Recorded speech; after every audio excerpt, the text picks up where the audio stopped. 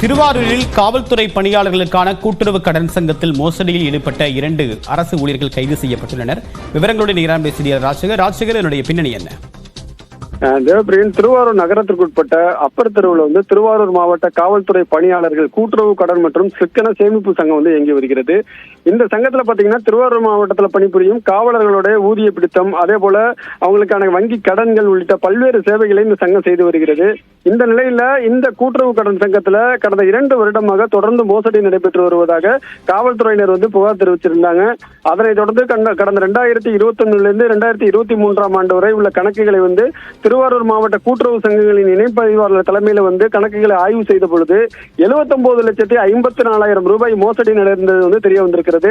அதனையடுத்து கூட்டுறவு சங்கங்களின் இணைப்பதிவாளர் திருவாரூர் மாவட்ட பொருளாதார குற்றப்பிரிவு காவல் நிலையத்தில் புகார் கொடுத்திருந்தாங்க. இந்த புகாரின் அடிப்படையில் காவல்துறையினர் தீவிர விசாரணை மேற்கொண்டு வந்ததுல அந்த சங்கத்தின் கூட்டுறவு செயலாளர் ஜெயகாந்தன் மற்றும் உதவியாளர் முருகதாஸ் ஆகிய இருவரும் இந்த மோசடியில் ஈடுபட்டது தெரிய வந்தது. அதனையடுத்து அவர்கள் இருவரையும் கைது செய்து காவல்துறையினர் தீவிர விசாரணையில் ஈடுபட்டு வராங்க. மேலும் இந்த மோசடியில வேறு யாராவது தொடர்புல இருக்கிறாங்களா என்ற கோணத்திலும் காவல்துறையினர் விசாரணை மேற்கொண்டு வந்துட்டு இருக்காங்க. தேவப்பிரியன், தகவலுக்கு நன்றி ராஜசேகர்.